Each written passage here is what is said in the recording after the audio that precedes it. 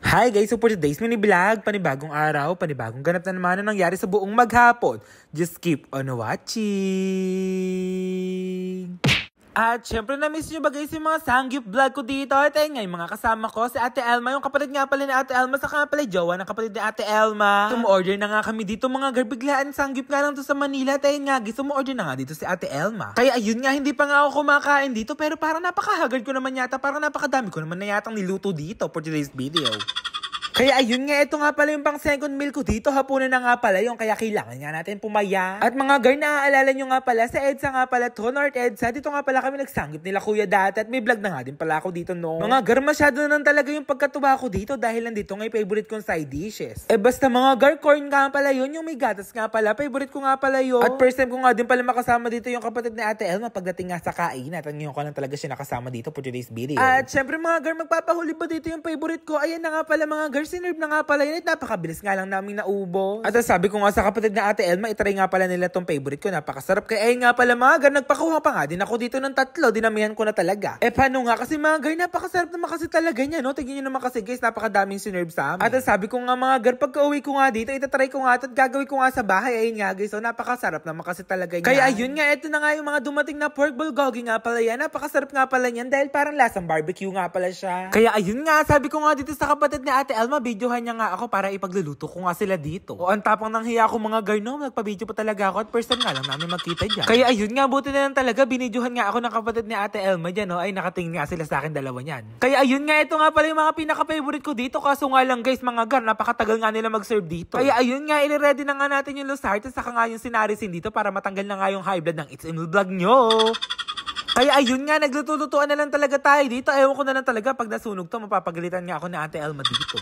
At halos 5 months ago na nga guys, nung huling punta ko nga dito at kumain nga kami nila kuya. Paano naman kasi mga girl, napakasarap naman kasi talaga ng mga pork dito at napakalambot. Ayun yung mga kasama ko, napakabait. Yes po, opo, mabait nga po dahil libre nga po to ni Ate Elma. Grabe naman yung generosity at kindness ni Ate Elma dito dahil pupuspusin siya ng siksik, liglig at nag-uumapo ng mga biyaya. At sinerve na nga din dito yung favorite ni Kuya Alin na yan. No? Ayan nga guys, nagpakuha pa nga kami dito ng rice saka nga Coca-Cola. At mapaparami na naman ang pagkain ng mga person dito for today's video. At alam ko mga girl, namimiss nyo yung sanggip vlog ko dito. Kaya ayun nga guys, eto na nga yung sanggip vlog natin for today's video. At syempre nahiya na nga magpa-video ang It's Emil Vlog nyo. Kaya ayun nga guys, nagsariling sikap na nga sa pagbibideo at kumain nga ako ng kumain ng pork dito. At mga girl, namiss ko talaga magsanggip dito. Buti na lang talaga, inaya kami ni Ate Elma dito at kumain na nga kami ng sangyup. O mga girl, sign na nga to para kumain na kayo sa sangyup. Kahit tagwa 199 lang yun mga girl, masarap din naman talaga. Uso na talaga kasi yung tagwa 199 sangyup dito, mabubusog ko na talaga for today's video. At syempre nagpakuha na nga kami dito ng bagong pork, kaso nga lang napakatagal nga maluto ng pork na to, halos aabutin kami ng siyam-siyam.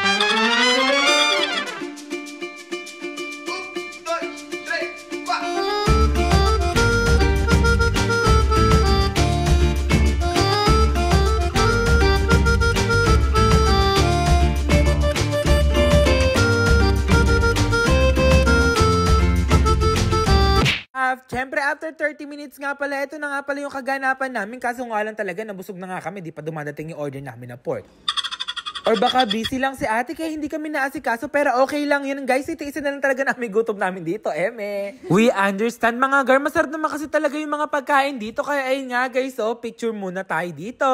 Oo mga girl, nagpipicture ako nung time na yun, nakala ko video pala talaga, kaya ayun nga guys, nagyari sa itsura ko. At syempre natapos na nga yung pagkain natin, kaya ayun nga guys yung nangyari, busog na nga talaga ang mga person dito for tonight's video. Halos onti lang talaga yung nakain namin dito, pero super satisfied naman talaga yung mga cravings namin dyan, kaya ayun nga guys sa itsura ko. Pagpasensya nyo na nga ako mga girl dito kung bloated nga ang It's Emil Vlog nyo. At least nabusog naman kasi talaga ako. Second meal ko nga lang yun. Kaya ayun nga, tayo nga yung umalis na at okay na nga yun, goods na.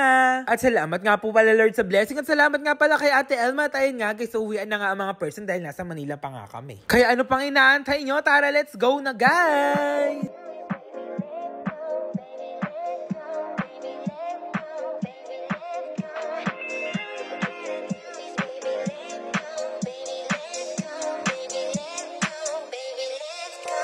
At syempre mga girl, nakauwi na nga ako dito kaya tinawag ko si Ate G ko, saka nga pala si Bridget Stone. Paano naman kasi mga girl, masyado nang talaga yung pagkamis ni Ate Elma dito, bumili nga siya ng pampasalubong dito ni Jollibee. Drinks nga lang pala yun nandito mga girl, at ayun nga guys, dumating na nga dito si Ate Elma, dinala nga dito yung fried chicken ni Kuya. Ay mga girl, wala pala yung fried chicken dyan, burger nga lang pala sa ka-price yun nandito. Grabe naman talaga yung pagkamis ni Ate Elma dyan sa kanila. Ayun nga guys, niready na nga natin kakainin nilang dalawa dito. At mga girl, kung alam niyo lang kung ano yung pinagbibidahan namin dito, masyado nang talaga yung pagkatawa namin dito for tonight's video. Paano naman kasi mga girl, madaling araw na to, masyado pa talaga yung pagkatawa-tawa namin dito. Ayun nga guys, oh. Opo, yes po, nag-cravings na naman kayo dito sa Jollibee. Kanina guys, Sangyup, ayun nga guys, Jollibee naman na to mga guys. Tara po, kumain na nga po tayo. Ayun nga guys, yung mga pagkain namin dyan, no? Mga nakatambay nga lang kami dito guys. At mga girl, kumain na nga ako dito. Sana nga nag-enjoy kayo. Yun lang guys, thank you for watching.